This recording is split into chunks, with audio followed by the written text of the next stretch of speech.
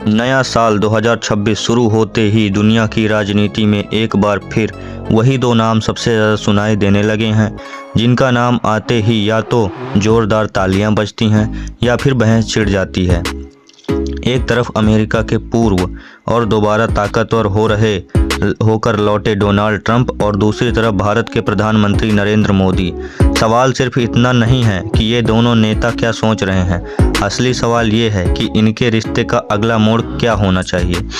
इस वीडियो के आखिर तक बने रहिए, क्योंकि आखिर में आपको एक ऐसा जवाब मिलेगा अभी तक सबसे ज़्यादा ताकतवर मीडिया ने साफ शब्दों में भी नहीं कहा है। कुछ सालों पहले माहौल याद कीजिए। अमेरिका में हाउडी मोदी और भारत में नमस्ते ट्रंप जैसे बड़े बड़े इवेंट हुए थे।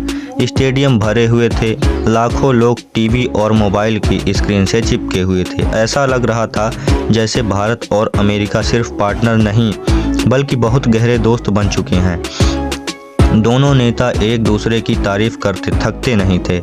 ट्रंप बार बार कहते थे मोदी उनके बहुत अच्छे दोस्त हैं, और मोदी जी भी अमेरिका के साथ रिश्तों को मजबूत करने की बात करते थे। लेकिन 2026 आते ही तस्वीर थोड़ी बदल गई। दोस्ती अभी भी है, लेकिन उसके साथ साथ टेंशन भी साफ दिखाई दे रही है। सबसे बड़ा मुद्दा है व्यापार और टैरिफ्स का। ट्रंप ने भारत में आने वाले कई सामानों पर 50% टैरिफ लगा दिए हैं। वजह बताई जा रही है ट्रेड डिफिसिट और भारत द्वारा रशियन ऑयल की खरीद। ट्रंप का सीधा कहना है कि अमेरिका को नुकसान हो रहा है और वो इसे अब और बर्दाश्त नहीं कर सकेंगे। ट्रंप एक तरफ कहते हैं कि मोदी जी मेरे अच्छे दोस्त हैं, लेकिन साथ ही ये भी जोड़ देते हैं कि वो मुझसे खुश नहीं है, क्योंकि टैरिफ से भारत को नुकसान हो रहा है। ये बयान अपने आप में बहुत कुछ कह देता है। दोस्ती की बातें हो रही हैं, लेकिन फैसले बहुत सख्त लिए जा रहे हैं। भारत की तरफ से मोदी जी ने इस पर कोई बहुत जोरदार बयान नहीं दिया है, ना कोई गुस्सा दिखाया गया, ना कोई जल्दबाजी की गई। भारत ने साफ संकेत दिया कि वो अपने फैसले खुद लेगा। ट्रेड टॉक्स जरूर चल रही हैं, लेकिन उनकी रफ्तार बहुत धीमी है। अमेरिका के राजदूत सेर्गियो गोर ने एक लाइन कही है जो पूरे रिश्ते को समझने में बहुत मदद करती है।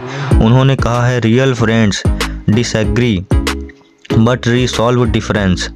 तो यानी सच्चे दोस्त असहमति रखते हैं लेकिन रास्ता निकालते हैं। सवाल ये है कि क्या इस बार भी कोई बीच का रास्ता निकलेगा या मामला और बिगड़ेगा। अब जरा इस कहानी का पूरा दूसरा पहलू देखिए। जहां एक तरफ टैरिफ्स और ट्रेड को लेकर तनाव है, वहीं दूसरी तरफ एक बहुत बड़ा और चौंकाने वाला कदम भी सामने आया। जनवरी 2026 में डोनाल्ड ट्रंप ने नरेंद्र मोदी को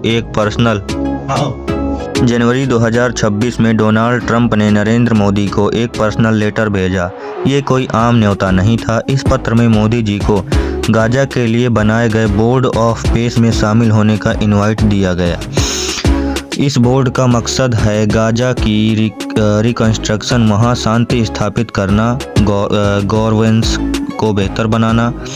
ट्रंप खुद इस बोर्ड के चेयर बनने वाले हैं। इसका मतलब साफ है कि वो इस मुद्दे पर भारत को एक ग्लोबल रोल देना चाहते हैं। अमेरिका के राजदूत ने एक्स पर पोस्ट करके लिखा, great honour to invite PM Modi for lasting face in Gaza. ये बयान दिखाता है कि अमेरिका आज भी भारत को एक बड़ी ताकत के रूप में दिखता है। भारत ने अभी तक इनवाइट पर कोई आधिकारिक जवाब नहीं दिया है, लेकिन सिर्फ इनविटेशन आना ही अपने आप में बहुत बड़ा संकेत है। ये बताता है कि दुनिया मानती है कि भारत सिर्फ अपनी सीमाओं तक सीमित नहीं है, बल्कि ग्लोबल फेस में भी अहम भूमिका निभा सकता है।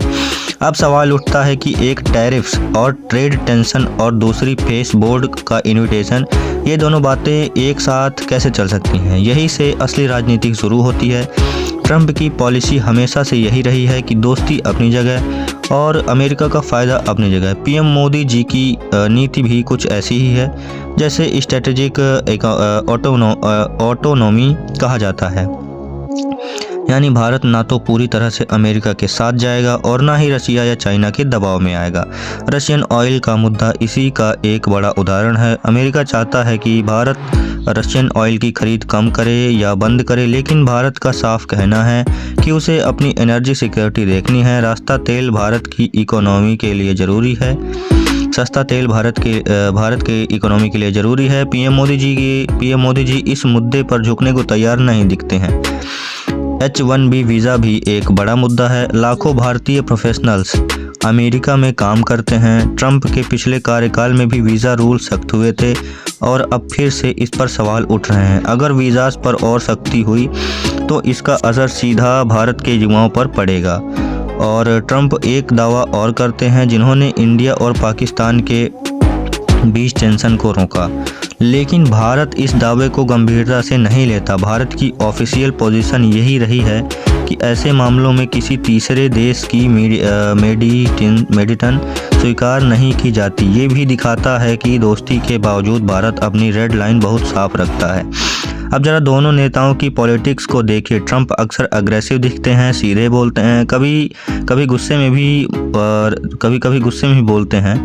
वहीं मोदी जी ज़्यादा क्लीन रहते हैं, कम बोलते हैं, लेकिन फैसले बहुत सोच समझ कर लेते हैं। वहीं यही वजह है कि स्प्लिट स्क्रीन में एक तरफ ट्रंप का एनर्जी फेस दिखता है और दूसरी तरफ मोदी जी शांत मुस्कुराता हुआ चेहरा दिखता है। तो कुल मिलाकर तस्वीर क्या बनती है? पर्सनल लेवल पर दोस्ती अभी भी है। ट्रंप आज भी मोदी जी को गुड फ्रेंड कहते हैं, लेकिन पॉलिसी लेवल पर कई बड़े मुद्दे पर टकराव हैं। Tariffs, trade deficit, H-1B visa, Russian oil, China और पाकिस्तान जैसे विषय। अब सबसे बड़ा सवाल आगे क्या होगा? क्या टैरिफ सुलझेंगे? क्या Modi ji Gaza board join करेंगे? क्या ट्रंप भारत आएंगे? इन सब सवालों का जवाब एक ही दिन में नहीं मिलेगा, लेकिन एक बात साफ है, यूएस और इंडिया दोनों जानते हैं कि ये रिश्ता कितना ज़रूरी है। दोनों देशों की इकोनॉमी, सिक्योरिटी और ग्लोबल पॉलिटिक्स में एक दूसरे की ज़रूरत है। शायद आने वाले समय में मिडिल पार्ट निकले। हो सकता है टैरिफ्स में कुछ राहत मिले, हो सकता है इंडिया और यूएस की नई ट्रेड डील पर बात करें। गाजा बोर्ड पर भारत का फैसला भी बहुत कुछ बताएगा कि इंडिया ग्लोबल रोल को कैसे देखता है। और अब वो बात जो मैंने शुरुआत में आपसे वादा की थी, असली सच्चाई ये है कि ये रिश्ता ना तो पूरी तरह से दोस्ती है, ना पूरी तरह से दुश्मनी है। ये एक ऐसा रिश्ता है जिसमें फ़ायदा, मजबूरी, सम्मान और टकराव सब कुछ शामिल है। और शायद यही वजह है कि ये रिश्ता इतना अहम है। अब आपकी बारी। आप क्या सोचते हैं? क्या ये दोस्ती बची रहेगी या आने वाले समय में टेंशन और बढ़ेगी? क्या मोदी जी को गाजा बोर्ड ज्वाइन करना चाहिए? कमेंट में अपनी राय जरूर दें। अगर आपको ये वीडियो पसंद आया तो लाइक करें, शेयर करें, ताकि और लोगों तक भी यह जानकारी पहुंच सके। और ऐसे ही एनालिसिस के लिए चैनल को सब्सक्राइब करना ना भूलें। डिस्क्लेमर: इस वीडियो में दी गई जानकारी अलग अलग न्यूज़ रिपोर्ट्स, पब्लिक स्टेटमेंट्स और मीडिया सोर्सेस पर आधारित है। इसका मकसद किसी भी देश, नेता या समुदाय के खिलाफ नफरत फैलाना नहीं है, बल्कि घटनाओं को समझाना और एनालिसिस देना है। किसी भी फैसले या राय से पहले खुद भी जानकारी जरूरी है। तो अगर आप भी करते हैं अपने देश भारत से प्यार, तो इस चैनल को सब्सक्राइब कर दें, क्योंकि ऐसी ही न्यूज़ इस पर डेली आती रहती हैं। तो जय हिंद जरूर लिखें कमेंट में और चैनल को कर दें सब्सक्राइब। हम मिलते हैं किसी नेक्स्ट वीडियो में किसी नेक्स्ट एनालिसिस के साथ। तब तक के लिए जय हिंद, वंदे मातरम।